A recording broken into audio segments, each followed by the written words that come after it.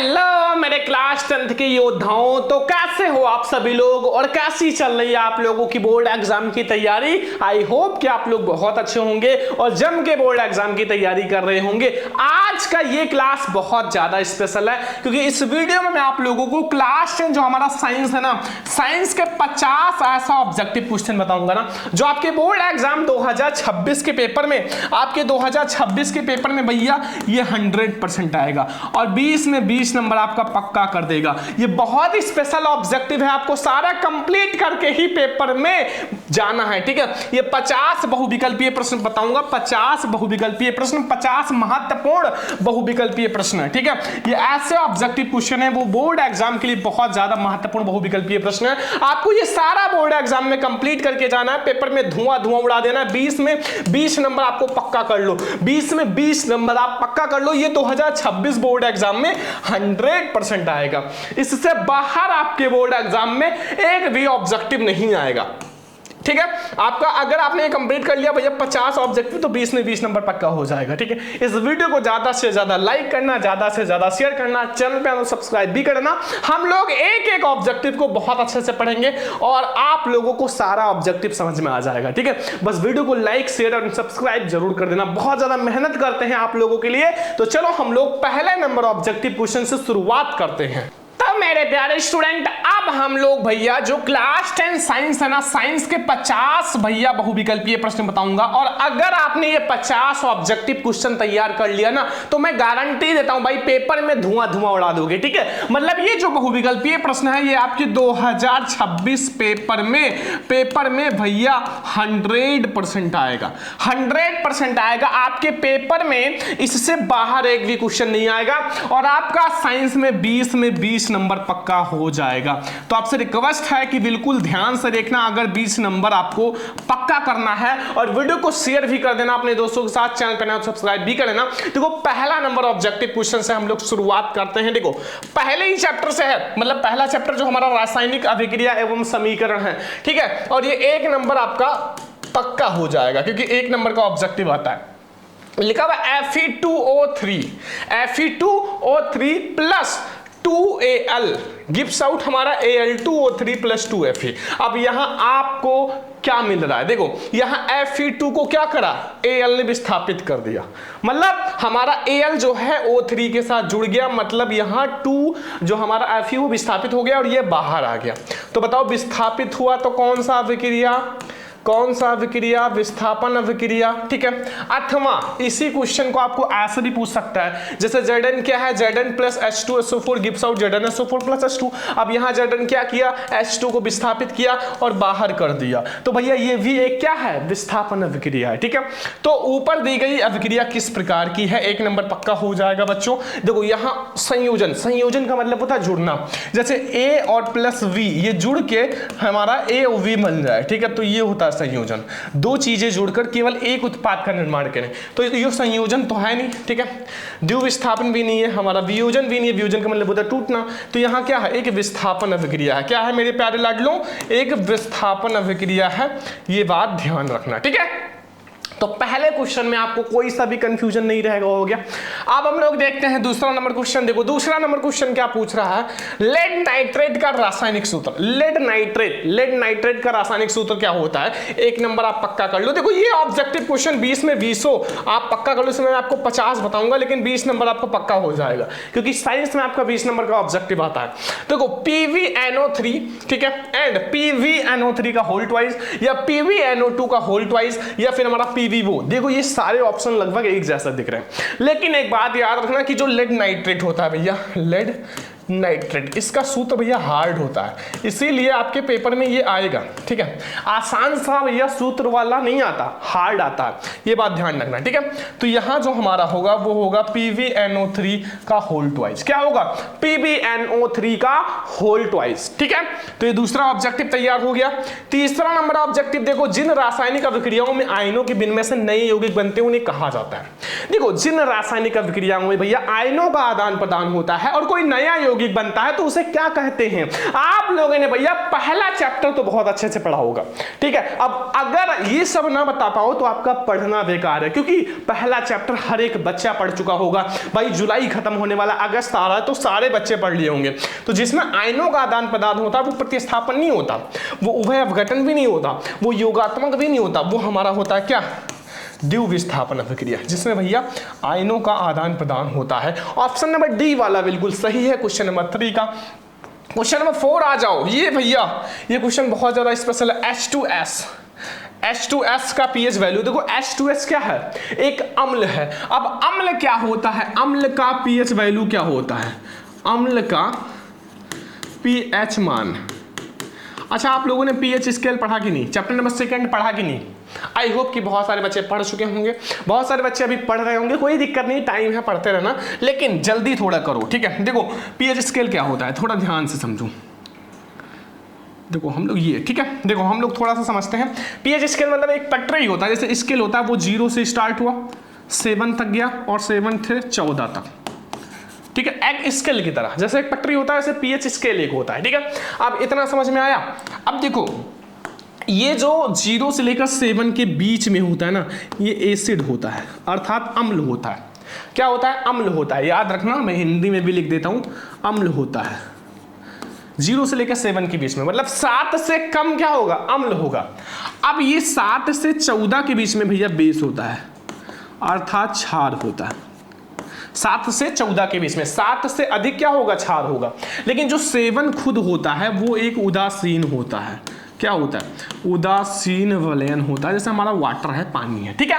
अब यहां अगर हम पूछें कि अम्लीय विलयन की पीएच वैल्यू क्या होगा, तो हमारा 7 से कम होगा, 7 से कम होगा। अगर हम क्षारीय विलयन की पीएच वैल्यू पूछे तो क्या कहोगे, 7 से अधिक होगा। सारा कंफ्यूजन क्लियर करते हैं, चलो ठीक है, 7 से अधिक होगा। अगर हम उदासीन विलयन की पीएच वैल्यू पूछे तो 7 होगा। अब बताओ, अब इधर आ जाओ, समझते हैं कि भैया अम्लीय या फिर H2S विलयन का पीएच वैल्यू, या फिर इसे हम अम्लीय विलयन की पीएच वैल्यू कह सकते हैं। तो 0 तो होगा नहीं, 7 भी नहीं होगा, 7 से कम होगा, याद रखना, 7 से कम होगा, ठीक है, 7 से अधिक नहीं होगा, ठीक है। एक क्वेश्चन और आया हुआ है बच्चों, एक क्वेश्चन और आया हुआ है कि 5वां नंबर क्वेश्चन भैया है, 5वां नंबर क्वेश्चन कि शुद्ध जल की पीएच वैल्यू क्या होती है, ठीक है। 5वां नंबर क्वेश्चन यही पूछ रहा है कि जो शुद्ध जल होता है उसकी पीएच वैल्यू क्या होती है। शुद्ध जल अर्थात पीने वाला जल। भैया हर साल ये सब क्वेश्चन बोर्ड एग्जाम में आते हैं, हर साल आता है, तो आपसे यही रिक्वेस्ट रहेगा कि ये सब तैयार कर लेना, क्योंकि ऐसा कोई मतलब पेपर नहीं जिसमें इन टाइप के क्वेश्चन ना आया हो, ठीक है। तो हर साल आता है। तो शुद्ध जल की पीएच वैल्यू ना तो 0 होती है ना तो 7। देखो मैंने यहाँ बताया उदासीन विलयन की पीएच वैल्यू कितनी होती है, 7। और उदासीन जो होता है वो पानी ही होता है, क्योंकि उसका कोई स्वाद नहीं होता, ना खट्टा होता, ना कड़वा होता, ना रंग होता है, कुछ नहीं होता, तो 1 भी नहीं होता है, और हमारा 14 भी नहीं होता। 7 जो होता है वो हमारा शुद्ध जल की पीएच वैल्यू होती है, ठीक है। तो 5 नंबर क्वेश्चन तक समझ में आ गया। कोई भी दिक्कत हो, कोई भी कंफ्यूजन हो भैया कमेंट कर दो, ठीक है, हम आप लोगों को जरूर बताएंगे। तो अब हम लोग देखते हैं 6वां नंबर ऑब्जेक्टिव, इससे पहले आप नोट कर लो। तो अब हम लोग देखते हैं क्वेश्चन नंबर 6। देखो ध्यान से, यहां क्या पूछा है क्वेश्चन नंबर 6 में कि निम्नलिखित में से कौन सा कथन है जो उदासीन घोल के लिए असत्य है।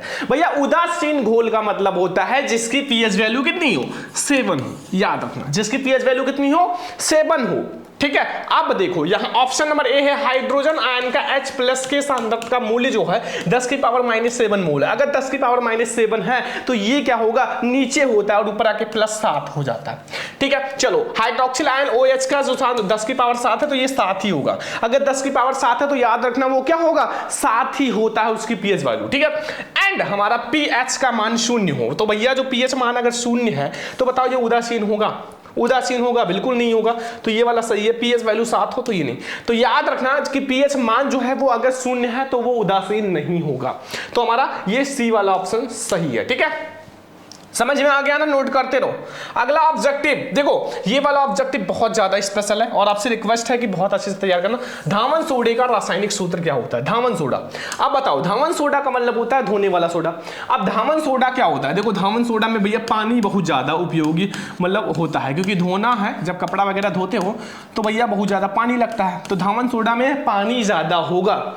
ठीक है, तो ऑप्शन आपके देखो, NaSCO3, इसमें पानी है ही नहीं तो इसको हटाओ। Na2CO3 इंटू 10H2O, यहां पानी क्या है? बहुत ज्यादा है, 10 मॉलिक्यूल्स हैं पानी के। 10H2O है, क्या है? 10H2O है लास्ट में, यानी कि 10 मॉलिक्यूल्स है पानी के, तो ये वाला सही है। CaOCl2 भी नहीं है और यहाँ NaOH भी नहीं है। हमारा जो होगा धामन सोडा का जो रासायनिक सूत्र होगा वो होगा Na2CO3 इंटू 10H2O। ठीक है, अगला आ जाओ भैया, निम्नलिखित में से अम्लीय विलयन है, इसमें हमारा अम्लीय विलयन कौन सा है? अम्लीय विलयन कौन सा है? देखो ऑप्शन है NaCl, NaCl जो है वो लवण है। NaHCSO4, देखो इसमें क्या है? हाइड्रोजन आयन है, H है ना, H सोडियम हाइड्रो और सल्फेट। ठीक है, तो ये हमारा H है बीच में, से ये क्या हो जाएगा? ये हमारा भैया अम्ल हो जाएगा। ये भी नहीं है, ये भी नहीं है, तो याद रखना कि इसमें हमारा बी वाला ऑप्शन सही है। NaHSO4 जो होगा, NaHSO4 क्या हो जाएगा? एक अम्ल हो जाएगा। ठीक है, एक अम्ल हो जाएगा, एसिड हो जाएगा। ठीक है, तो ये वाला हमारा ऑप्शन नंबर हमारा डी वाला सही है। क्वेश्चन नंबर 8 का नोट कर लो, फिर हम लोग क्वेश्चन नंबर 9 पे चलते हैं। देखो यहां लिखा, पेय जल को जीवाणु रहित करने में प्रयोग किया जाता है। बहुत इंपॉर्टेंट है, वेरी इंपॉर्टेंट, हर साल बोर्ड में आने वाला प्रश्न है कि जो पीने वाला जल है अगर हमें उसे जीवाणु रहित करना है तो हम किस चीज का प्रयोग करेंगे। ठीक है, देखो मैं आप लोगों से गारंटी लेता हूं, अगर आप बिल्कुल अच्छे से रेगुलर हमारी क्लास देखते हो तो आप 95% बोर्ड एग्जाम में लाओगे, क्योंकि हम आप लोगों को हर चीज पढ़ाएंगे, चाहे आपका ऑब्जेक्टिव हो, लघु उत्तरीय हो, दीर्घ उत्तरीय हो, हर क्वेश्चन पढ़ाएंगे हर सब्जेक्ट का। ठीक है, तो टेंशन नहीं लेना, बस पढ़ाई करना। ठीक है, तो पेयजल को जीवाणु रहित करने में CaOCl2 का, या फिर हमारा फिटकरी का, या बेकिंग सोडा का, या फिर हमारा धामन सोडा। तो याद रखना कि पीने वाला जल को हमें भैया Ca से कैल्शियम, O से ऑक्सी और CO2 से क्लोराइड, कैल्शियम ऑक्सी क्लोराइड का प्रयोग किया जाएगा। कैल्शियम ऑक्सी क्लोराइड CaOCl2 का प्रयोग करते हैं, ध्यान रखना। ठीक है, ध्यान रखना, ऑप्शन नंबर ए वाला हमारा बिल्कुल सही है। अगला क्वेश्चन भैया 10 नंबर, धामन सोडा का रासायनिक सूत्र या रासायनिक नाम क्या होता है? रासायनिक सूत्र तो मैंने ऑलरेडी बता दिया है, अब रासायनिक नाम क्या होगा वो बता दो। ठीक है, धामन सोडे का रासायनिक नाम सोडियम क्लोराइड, बिल्कुल नहीं, सोडियम कार्बोनेट। बताओ, सोडियम कार्बोनेट होगा? बिल्कुल सही है, सोडियम कार्बोनेट ही होगा भैया धामन सोडे का, सोडियम बाइकार्बोनेट नहीं, हमारा सोडियम हाइड्रोक्साइड नहीं, सोडियम कार्बोनेट होगा। क्यों? क्योंकि हमारा Na2CO3 N2 10H2O इसका सूत्र होता है, लेकिन हमारा Na2 से सोडियम और CO3 से कार्बोनेट, सोडियम कार्बोनेट हमारा जो हो जाएगा वो धामन सोडे का रासायनिक नाम हो जाएगा। क्वेश्चन नंबर 10 तक समझ में आ गया। 10 में 10 ऑब्जेक्टिव, देखो ये सारे ऑब्जेक्टिव बहुत स्पेशल है और आपसे मैं यही बार बार रिक्वेस्ट करता हूं कि तैयार कर लेना, अगर पेपर में धुआं धुआं उड़ा देना है। ठीक है, एक एक क्वेश्चन को तैयार कर लेना। अगला क्वेश्चन आ जाओ, क्वेश्चन नंबर 11 नंबर, निम्नलिखित में से कौन सी धातु ठंडे जल के साथ अभिक्रिया करके हाइड्रोजन गैस देती है? इन चारों में से कौन सी धातु है जो ठंडे जल के साथ अभिक्रिया करती है और हाइड्रोजन गैस देती है? हाइड्रोजन गैस देती है। तो आ जाओ, ऑप्शन हमारे पास है, देखो यहां Ag, या फिर Al एल्यूमिनियम, या फिर हमारा K, या फिर हमारा Cu कॉपर। तो याद रखना कि हमारा जिसका भैया क्या है, मतलब अभिक्रियाशीलता ज्यादा होगा वही ठंडे जल के साथ अभिक्रिया करके हाइड्रोजन गैस बाहर निकालेगा। तो यहाँ K जो है वो सबसे ज्यादा है, इसलिए हमारा ऑप्शन नंबर बी वाला सही है, K।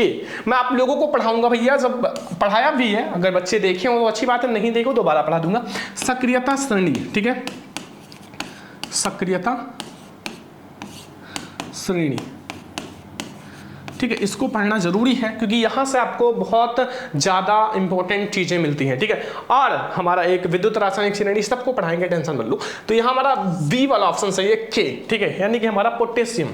आ जाओ भैया 12 नंबर क्वेश्चन, निम्नलिखित में से कौन सा युगल विस्थापन अभिक्रिया प्रदर्शित करता है? इसमें जो है चारों में से कौन सा है जो युगल विस्थापन अभिक्रिया प्रदर्शित करता है? कौन सी अभिक्रिया? युगल विस्थापन अभिक्रिया, मेरे प्यारे लाडलों, युगल विस्थापन अभिक्रिया। अब ऑप्शंस आपके पास देखो, NaCl विलयन एवं कॉपर धातु, MgCl2 विलयन एवं एल्यूमिनियम धातु, या FeSO4 विलयन एवं सिल्वर, AgNO3 एवं कॉपर धातु। तो भैया जो इन चारों में से युगल विस्थापन अभिक्रिया को प्रदर्शित करता है वो हमारा कौन सा है, वो हमारा है मेरे प्यारे लाडलो, वो हमारा है ये वाला, क्या है, AgNO3 विलयन एवं कॉपर धातु, AgNO3 विलयन एवं कॉपर धातु। ठीक है, ये हमारा हो गया 12 नंबर ऑब्जेक्टिव। ठीक है, आ जाओ 13 नंबर ऑब्जेक्टिव देखते हैं। ये वाला ऑब्जेक्टिव बहुत स्पेशल है। देखो जितना ऑब्जेक्टिव मैं आपको करा रहा हूं वो सारा कंप्लीट कर लेना, एक भी छोड़ना नहीं है। ठीक है, तो आ जाओ भैया, इसको हम लोग समझते हैं। देखो 13 नंबर, खाद्य पदार्थ के डिब्बों पर जिंक की बजाय टिन का लेप क्यों की। बताओ, जब खाद्य पदार्थ जो होता है खाने वाला पदार्थ, उसमें हम लोग डिब्बे पर जो जिंक की बजाय टिन का लेप क्यों चढ़ाते हैं, जिंक की बजाय टिन का लेप क्यों चढ़ाते हैं। देखो टिन की अपेक्षा जिंक महंगा है, या टिन की अपेक्षा जिंक का गलनांक अधिक है, या टिन की अपेक्षा जिंक अधिक अभिक्रियाशील है, या टिन की अपेक्षा जिंक कम अभिक्रियाशील है। जल्दी से बताओ कि खाद्य पदार्थ के डिब्बों पर जिंक के बजाय टिन का लेप क्यों होता है। तो भैया जो टिन है, ठीक है, मतलब जिंक के बजाय टिन, तो टिन जो है देखो टिन जो है जिंक की अपेक्षा अधिक अभिक्रियाशील है। ये अधिक अभिक्रियाशील है, इसलिए हम लोग भैया टिन की बजाय जो है, मतलब टिन की अपेक्षा जिंक जो है अधिक अभिक्रियाशील है।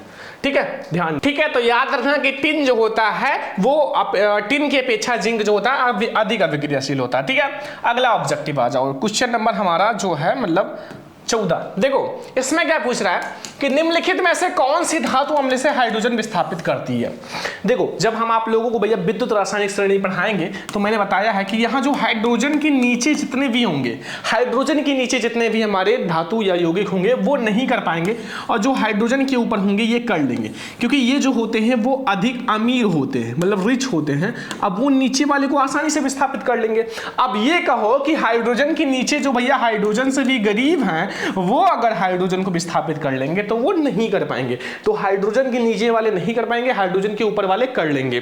तो यहाँ Mg जो है, Zn जो है वो हाइड्रोजन के ऊपर है, इसलिए बहुत आसानी से कर लेंगे। ठीक है, और यहाँ Pt जो है वो हाइड्रोजन के नीचे है, Hg भी नीचे है, Cu भी नीचे है, तो ये सब नहीं कर पाएंगे। केवल और केवल Mg और Zn जो है वो आसानी से कर लेंगे भैया अम्ल में से हाइड्रोजन को विस्थापन। ठीक है, अगला है प्रोपेनल। प्रोपेनल में जो हमारा क्रियात्मक समूह है, प्रोपेनल में क्रियात्मक समूह कौन सा है। देखो प्रोपेनल में लास्ट में क्या जुड़ा हुआ है, अल, और अल का मतलब होता है यहाँ CHO ग्रुप होगा।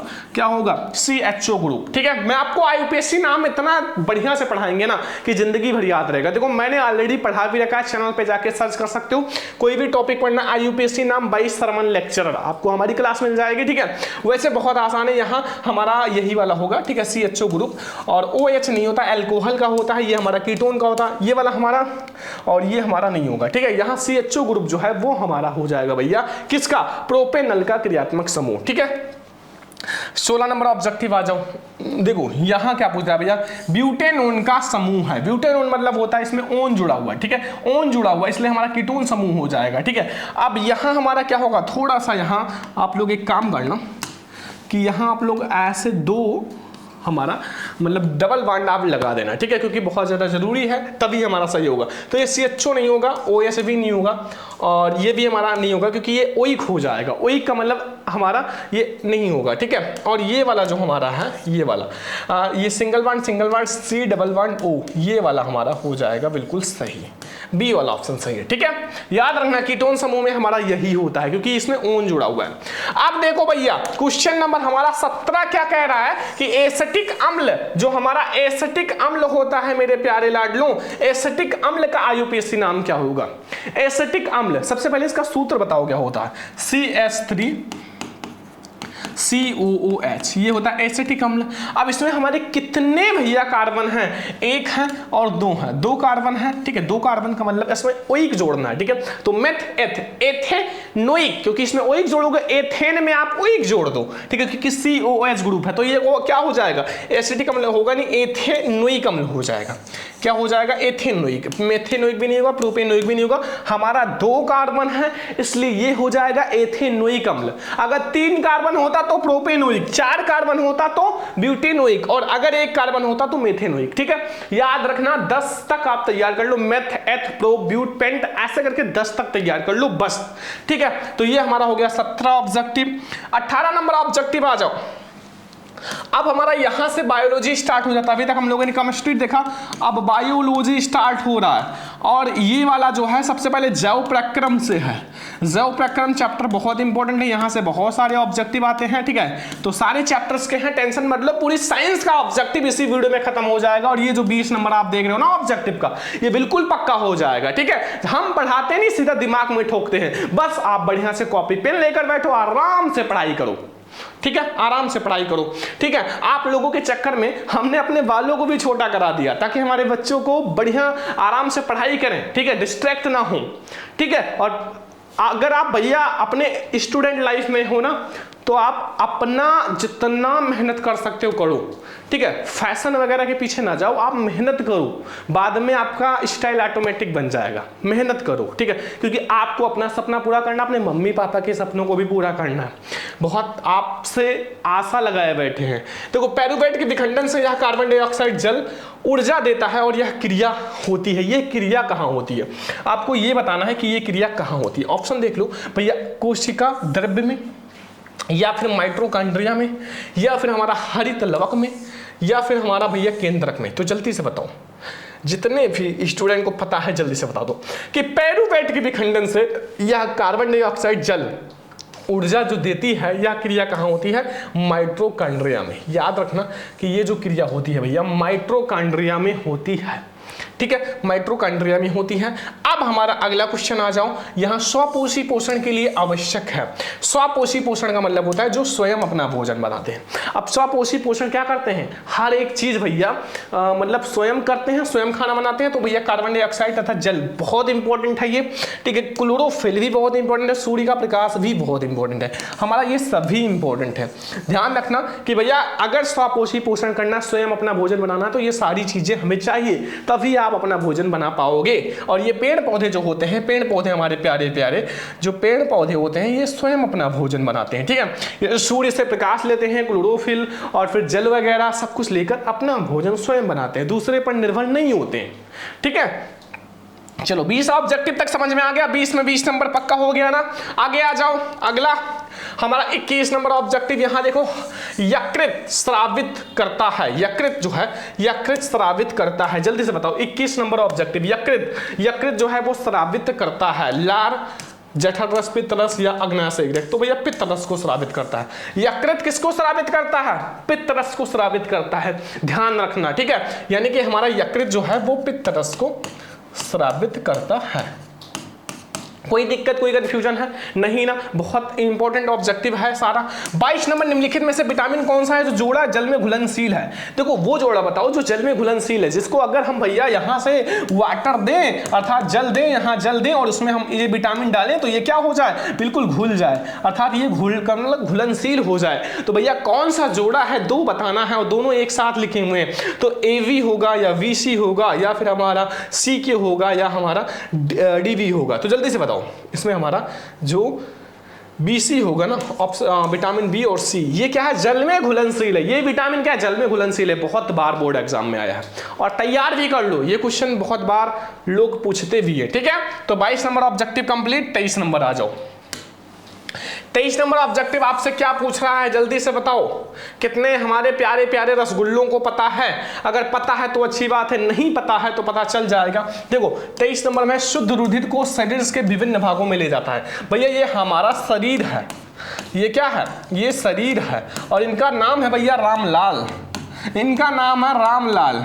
अब रामलाल के शरीर में भाई इसमें तो हड्डी भी नहीं है सही से, इनमें कहाँ से रुधिर बहेगा, लेकिन फिर भी इनके अंदर रुधिर है भैया, बह रहा है, क्योंकि ये बहुत ज्यादा दुष्ट है, ठीक है। तो भैया रामलाल के शरीर में मतलब रुधिर कौन ले जाता है, मतलब शुद्ध रुधिर की रुधिर विभिन्न भागों में ले जाता है। सिरा ले जाएगा या महासिरा या बायां लिंद या दायां लिंद या महाधमनी। तो जल्दी से बताओ। तो भैया इसमें जो महाधमनी है ना वो ले जाएगा, ठीक है, महाधमनी ले जाएगा। अब महाधमनी भी कंफ्यूज है कि इसमें हम कैसे ले जाएं, क्योंकि इनमें तो कुछ है भी नहीं। तो इसलिए हम कहते हैं कि आप भैया खाओ पियो और बॉडी वगैरह बनाओ, ठीक है, नहीं तो दिक्कत हो जाएगी आगे चल के।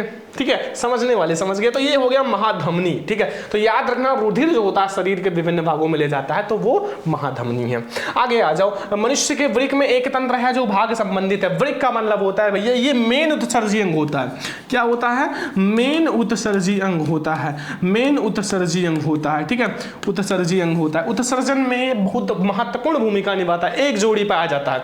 तो ये ना तो पोषण से है, ना तो शोषण से है, ना परिवहन से है, ये हमारा उत्सर्जन से संबंधित है। सी वाला ऑप्शन सही है कि हमारा जो वृक्क है ना वो बहुत मेन उत्सर्जी अंग है बच्चा, मेन उत्सर्जी अंग, ठीक है। 24 नंबर ऑब्जेक्टिव समझ में आ गया। 25 नंबर आ जाओ, ये वाला ऑब्जेक्टिव देखो, ये वाला ऑब्जेक्टिव आपसे क्या पूछा? पादप में जो जाइलम है वो उत्तरदायी है। देखो दो चीजें आता है भैया, दो ऊतक होता है, एक होता है फ्लोएम, एक होता है जाइलम। अब दोनों कंफ्यूजन में आपका क्लियर कर देता हूं, उल्टा मत करना, ठीक है। अभी कंफ्यूजन क्लियर हो जाएगा, उल्टा होने का चांस नहीं है। देखो फ्लोएम का मतलब होता है एफ, एफ का मतलब होता है फूड, जाइलम मतलब जा, जा मतलब होता है जल। देखो मैंने एक हिंदी में बताया, एक इंग्लिश में, ताकि आपका कंफ्यूजन क्लियर है। देखो फ्लोएम अगर बात आए तो याद रखना जो भोजन वगैरह है उसका जो होता है वो फ्लोएम पहुंचाता है, और जो जल है इसका जल का वहन कौन करता है? वो जाइलम करता है। तो इसमें जो जल का वहन करेगा वो जाइलम करेगा, भोजन का वहन फ्लोएम करेगा, ये सब नहीं, ठीक है। तो ये वाला हमारा सही है भैया, जल का वहन जो होता है वो जाइलम करता है। तो पेड़ पौधों में जो जाइलम होता है वो किसके लिए उत्तरदायी होता है? जल का वहन के लिए, ठीक है, जल का वहन के लिए भैया उत्तरदायी होता है। 26 नंबर, मेरुरज्जु से निकलने वाली मेरु तंत्रिकाएं की संख्या होती है। मेरुरज्जु से जो भैया तंत्रिका निकलती है उसकी संख्या कितनी होती है? कितनी होती है? 15 जोड़ी नहीं, 21 जोड़ी, हमारा 31 जोड़ी, 31 जोड़ी होती है, ठीक है। याद रखना कितना होता है? 31 जोड़ी का मतलब होता है 62, 62 होगा, जोड़ी का मतलब 2 होता है, ठीक है। एक अगर एक जोड़ी कोई का है तो वो 2 हो जाता है, एक जोड़ी वृक्क का मतलब 2 वृक्क पाया जाता है, ठीक है। अब आगे आ जाओ, 26 नंबर तक समझ में आ गया। 27 नंबर ऑब्जेक्टिव, 27 नंबर ऑब्जेक्टिव देखो, लिखा हुआ है कि दो तंत्रिका, देखो थोड़ा सा यहाँ मिस्टेक है तो मैं सही कर दे रहा हूं। देखो यहाँ क्या है? 2, इसको कर देना 2।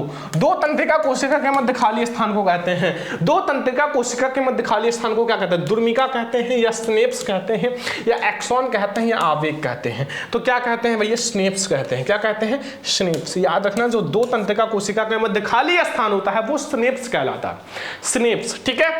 समझ में आ गया? आगे आ जाओ, 28 नंबर, मादा लिंग हार्मोन्स कहलाता है।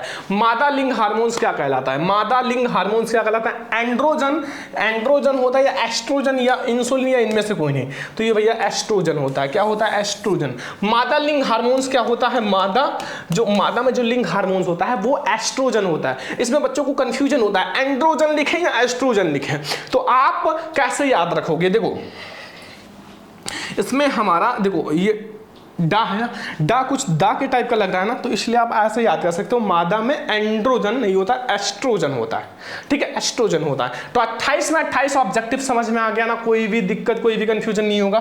तो 29 नंबर ऑब्जेक्टिव आ जाते हैं। 29 नंबर देखो, जितना भी बता रहे भैया ये हर साल बोर्ड में आता है, और 2026 में 20 के 20 ऑब्जेक्टिव यहीं से आएगा। तो आपसे बस एक ही रिक्वेस्ट करेंगे कि जितना अच्छे से हो सके तैयार कर लो, कॉपी पेन लेकर बैठो, नोट करो, अच्छे से तैयार करो। अलैंगिक जनन मुकुलन द्वारा होता है, 1 नंबर तो ये पक्का कर लो, जरूर आएगा। अलैंगिक जनन जो होता है मुकुलन द्वारा किस में होता है? ऑप्शन देखो भैया, अमीबा में, या फिर हमारा ईस्ट में, या प्लेज्मोडियम में, या मेलेस्लेमिना। तो ईस्ट में होता है। किस में होता है? ईस्ट में होता है भैया, जो हमारा अलैंगिक जनन मुकुलन द्वारा जो मुकुलन निकलता है ना, वो अलैंगिक जनन मुकुलन द्वारा ईस्ट में होता है। प्राग कोश में होते हैं। प्राग कोश जो होता है उसमें भैया प्राग के अंदर प्राग ही होता है। प्राग का अंदर मतलब देखो, प्राग कोश में प्राग कण होता है। तो देखो वाहिदल तो होगा नहीं, अंडप तो होगा नहीं, अंडाशय तो होगा नहीं, प्राग कण होगा। तो याद रखना बहुत इंपॉर्टेंट है, प्राग कोश के अंदर प्राग कण होता है, ठीक है।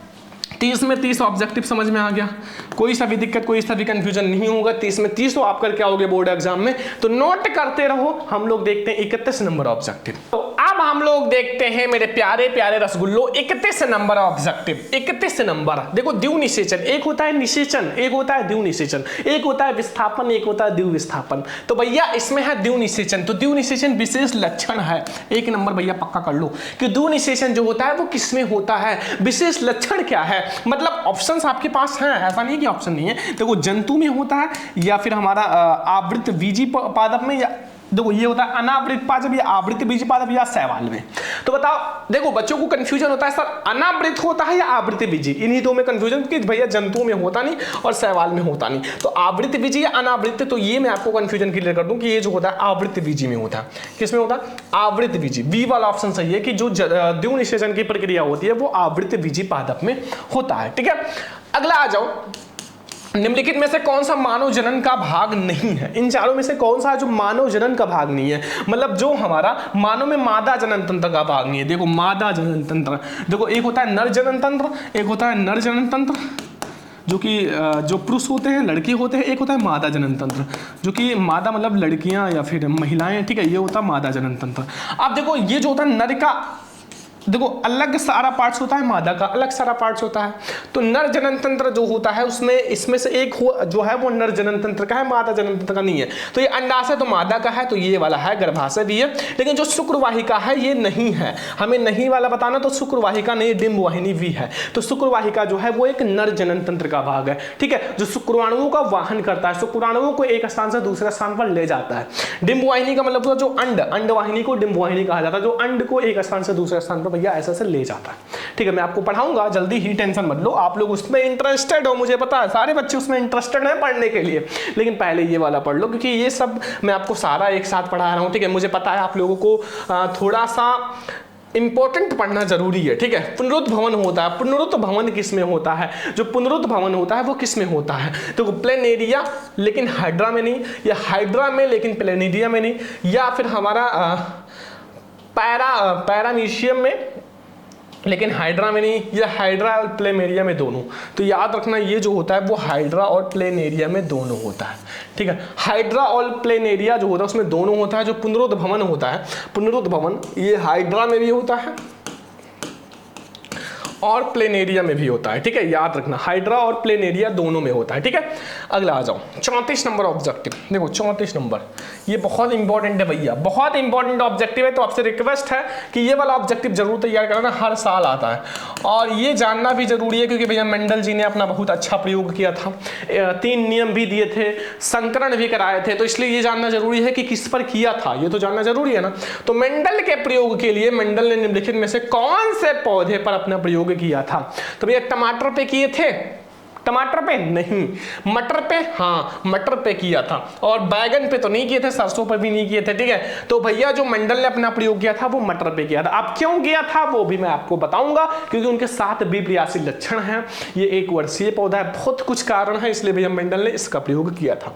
अगला आ जाओ, उद्यान मटर में अप्रभावी लक्षण है। इन चारों में से जो अप्रभावी लक्षण है वो कौन सा है? अप्रभावी का मतलब उल्टा लक्षण, जो मतलब उल्टा होता है। जैसे लंबा पौधा वो हमारा प्रभावी है, तो ये तो नहीं है। गोल बीज हमारा प्रभावी है, तो ये भी नहीं है। झुर्रीदार, झुर्रीदार जो है वो अप्रभावी लक्षण है। ठीक है, फैली हुई फली हुई हमारा प्रभावी है, तो जो झुर्रीदार है वो हमारा अप्रभावी है।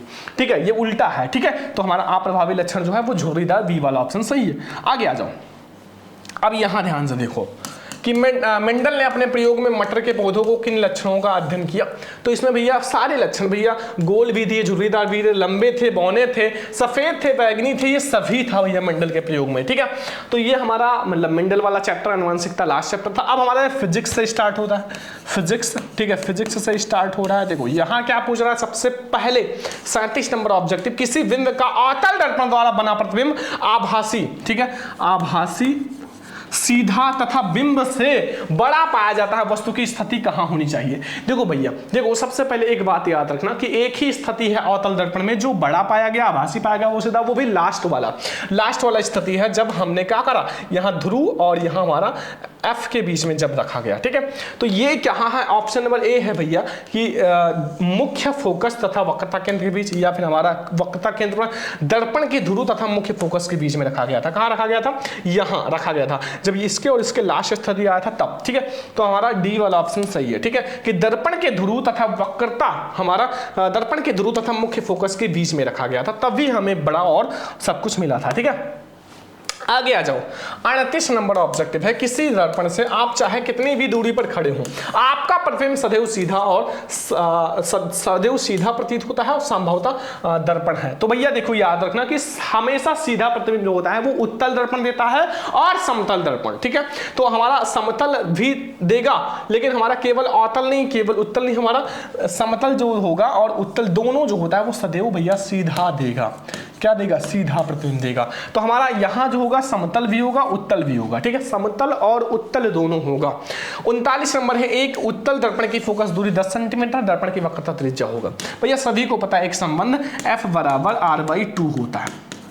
अब यहां जो रखा है उसका मान रख दो, वक्रता त्रिज्या हमें ज्ञात करना है, तो यहां R बराबर 2F कर दो और F की वैल्यू हमारा क्या है? 10 है, 10 दूना 20 हो जाएगा, ठीक है।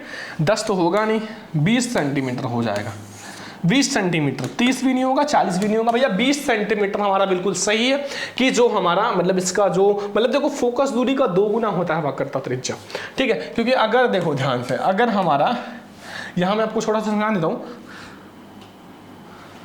अगर हमारा यहाँ फोकस दूरी F पर है, ठीक है, और यहाँ हमारा R है मतलब वक्रता त्रिज्या, तो अगर ये 10 है तो इसके 20 और पूरे के 20 हो जाएगा, क्योंकि 2 गुना हो जाएगा, ये ध्यान रखना, ठीक है।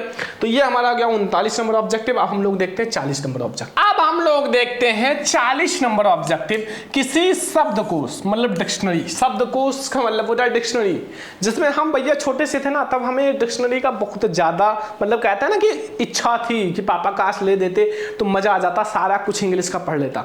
लेकिन जब भैया ये डिक्शनरी जो है घर पे आ गया ना डिक्शनरी, तो मैंने जब इसको 1-2 दिन पढ़ा तो यार इसमें इतने सारे शब्द थे कि उसको फिर पढ़ने का मन नहीं करता था, लेकिन फिर भी ट्राई किया, कुछ पढ़ा, ठीक है, मतलब अच्छा लगा, ठीक है। तो डिक्शनरी जो है शब्दकोश में पाए जाने वाले छोटे अक्षरों को पढ़ते समय आप निम्नलिखित में से कौन सा लेंस का प्रयोग करोगे? भैया छोटे अक्षर हैं तो हम मतलब बड़ा देखने के लिए अवतल लेंस का प्रयोग करेंगे, आपको पता होगा, ठीक है, अवतल लेंस का प्रयोग करेंगे। अब इसकी फोकस दूरी ज्यादा हो तो अच्छी बात है, ठीक है। तो 50 सेंटीमीटर उत्तल तो बिल्कुल नहीं, अवतल वो भी 50 सेंटीमीटर वाला बिल्कुल सही है, 5 सेंटीमीटर नहीं, 5 सेंटीमीटर नहीं, तो भैया 50 सेंटीमीटर हम लोग अवतल लेंस के चश्मे का प्रयोग करेंगे, जिसमें भैया 50 सेंटीमीटर का लगा हो। ये तो लगता है गांधी जी का चश्मा बन गया क्या?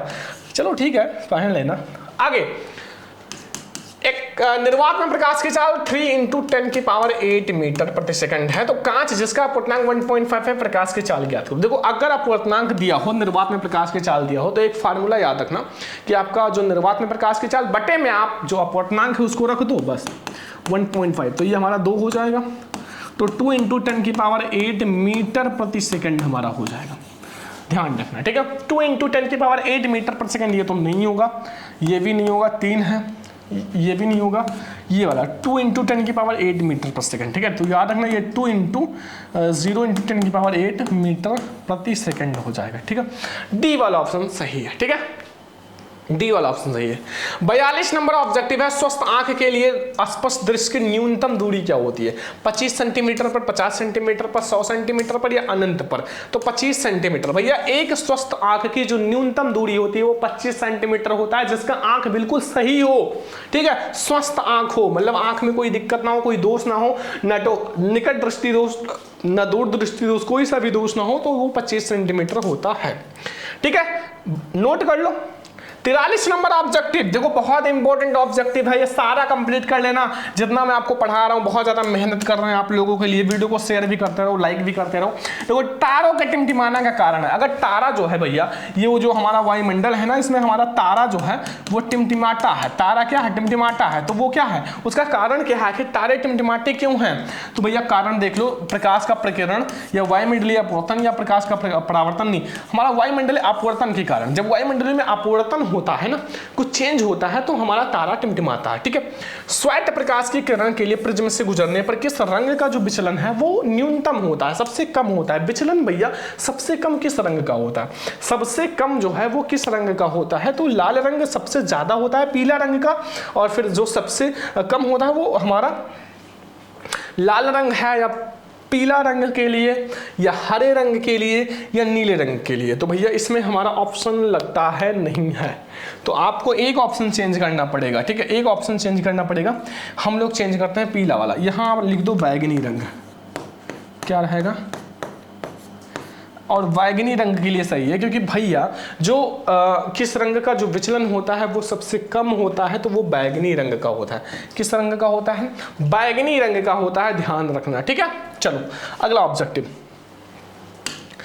45 नंबर विद्युत धारा का एसआई मात्रक है। विद्युत धारा का जो एसआई मात्रक है वो क्या है? विद्युत धारा Q बराबर I इंटू टी होता है ना, और I बराबर Q अपान टी होगा। अब बताओ इसका एसआई मात्रक क्या होगा? सबसे पहले इसका तो आवेश का हो जाएगा कूलाम प्रति सेकंड, और कूलाम प्रति सेकंड को एएमपी कहा जाता है, अर्थात एम्पियर कहा जाता है, ठीक है। तो विद्युत धारा का कूलाम नहीं होगा, जूल भी नहीं होगा, हमारा एम्पियर हो जाएगा, ओम भी नहीं होगा। तो एम्पियर जो हो जाएगा वो विद्युत धारा का भैया एसआई मात्रक हो जाएगा। क्या हो जाएगा? एसआई मात्रक, ठीक है। आगे आ जाओ भैया, 46 नंबर, प्रतिरोध आर की किसी तार के टुकड़े को 4 बराबर भागों में काटा गया। 4 1 2 3 4 5, ठीक है, 4। अब आर जो है वो 4 बराबर भागों में काटा गया। इन टुकड़ों को फिर पार्श्व क्रम में संयोजित किया गया। यदि संयोजन का तुल्य प्रतिरोध R डैश R बटे R हो तो हमारा अनुपात का मान होगा। इस अनुपात का मान क्या होगा? ठीक है, ये छोटा सा न्यूमेरिकल है। अब न्यूमेरिकल में आपको भाई जब चैप्टर पढ़ाऊंगा लगवा दूंगा, या ट्रिक बता दूंगा, जो न्यूमेरिकल का ट्रिक है वो भी बता दूंगा। अभी आप ये ऐसे याद रखो कि 1/16 नहीं होगा, 1/4 नहीं होगा, 4 भी नहीं होगा, 16 हो जाएगा। डी वाला ऑप्शन से 16 हो जाएगा, प्रतिरोध जो होगा वो 16 हो जाएगा वैल्यू, ठीक है। एक यहाँ छोटा सा आ गया, दो चालक तार जिनके पदार्थ की लंबाइयां तथा व्यास समान हो, किसी विद्युत परिपथ में पहले श्रेणीक्रम फिर पार्श्व क्रम में संयोजित किया जाए तो पार्श्व तथा श्रेणीक्रम का हमारा ऊष्मा का अनुपात क्या होगा? ऊष्मा का अनुपात तो 1:4 होगा। क्या होगा? 1:4, ठीक है। आगे आ जाओ, अब देखो यहां भी बहुत इंपॉर्टेंट ऑब्जेक्टिव आ गया। किसी विद्युत केतली में प्रवाहित धारा 3 गुनी हो, अगर 3 गुनी हो तो केतली में उत्पन्न धारा का मान होगा। भैया 3 है तो गुणा 3 कर दो, 9 गुनी हो जाएगा। कितना हो जाएगा? 9 गुनी। सी वाला ऑप्शन से भैया 9 गुनी हो जाएगा। 9 गुनी, कहते हैं ना कि भैया गुनी मत बनो, तो ये भैया 9 गुनी हो जाएगा। अगला है भैया, एक गतिमान आवेशित कण उत्पन्न करता है। देखो गतिमान आवेशित कण याद रखना, अगर 2 क्षेत्र होता है, एक हमारा ये मान लो ये एक क्षेत्र हो गया, ये एक क्षेत्र हो गया। आप कहोगे सर ये तो बादल लग रहा है, क्षेत्र कहाँ है? भाई क्षेत्र मान लो यार, ठीक है। ये एक विद्युत है, मतलब विद्युत क्षेत्र, ये एक चुंबकीय क्षेत्र है, ठीक है, चुंबकीय क्षेत्र। अब गतिमान आवेशित कण को अगर आपने चुंबकीय क्षेत्र में रखा तो चुंबकीय क्षेत्र उत्पन्न करेगा, विद्युत क्षेत्र में रखा तो विद्युत क्षेत्र उत्पन्न करेगा। तो हमारा केवल ना तो चुंबकीय उत्पन्न करेगा ना विद्युत, हमारा चुंबकीय व विद्युत दोनों। कैसा क्षेत्र है ये मायने रखता है। लास्ट अर्थात 50 नंबर ऑब्जेक्टिव है कि निम्नलिखित में से कौन सा आहार श्रृंखला निर्माण करता है? घास गेहूं आम, या घास बकरी मानव, या बकरी गाय, या फिर हमारा घास मछली बकरी। देखो मैं आपको इसको बहुत आसान तरीके से समझाऊंगा, क्योंकि आहार श्रृंखला का मतलब होता है, पहले देखो बकरी क्या करेगा? घास को खाएगा, ठीक है। देखो ध्यान से मैं आपको समझाता हूँ थोड़ा सा। देखो बकरी क्या करेगा? घास को खाएगा। अब बहुत सारे ऐसे लोग हैं जो मानो जो बकरी को भी खा लेते हैं। अब बहुत सारे बच्चे कहेंगे देखो जैसे हम लोग हैं नहीं खाते हैं, लेकिन अगर आपकी जानकारी के लिए बता दूं तो 70 से 75% लोग भैया यहाँ ऐसे हैं जो मतलब पूरे विश्व में जो मतलब ये सारी चीजें खाते हैं, ठीक है। तो ये हमारा सही हो जाएगा भैया, घास जो है बकरी तथा मानव, ठीक है। तो ये मैंने आपको 50 में 50 ऑब्जेक्टिव क्वेश्चन करा दिया। अगर आपने ये तैयार कर लिया 20 नंबर आपका बिल्कुल पक्का हो जाएगा, 20 नंबर बिल्कुल पक्का हो जाएगा। और आई होप कि आपको बहुत अच्छा लगा होगा, आप लोगों ने नोट कर लिया होगा, याद कर लिया होगा, तैयार कर लिया होगा, और सबसे इंपॉर्टेंट बात आप लोगों ने वीडियो को शेयर भी कर दिया होगा, लाइक भी कर दिया होगा, ठीक है। अब आप लोग करो क्या कि जितने स्टूडेंट भैया टॉपर बैच में ज्वाइन नहीं है, ज्वाइन कर लो, सरवन लेक्चर ऐप को डाउनलोड कर लो, ज्वाइन कर लो, क्योंकि टॉपर बैच में बहुत सारी इंपॉर्टेंट नोट्स, पीडीएफ, क्लास सब कुछ दिया जाता है, वायरल पेपर, मॉडल पेपर। तो जितने बच्चे ज्वाइन नहीं हैं अभी ज्वाइन कर लो, ऑफर चल रहा है, ठीक है। ऑफर है अभी, बहुत कम प्राइस है, आप एक बर्गर जितने में खाते हो उतना प्राइस है, 9918863196। इसी नंबर पे आप हमें कॉल या व्हाट्सएप कर लेना और फिर आप ज्वाइन कर लेना, ठीक है। तो चलो इस वीडियो को ज़्यादा से ज़्यादा लाइक करना, शेयर करना, चैनल बना सब्सक्राइब भी करना। चलो हम लोग मिलते हैं नेक्स्ट इंपॉर्टेंट वीडियो में, तब तक के लिए जय हिंद, वंदे मातरम।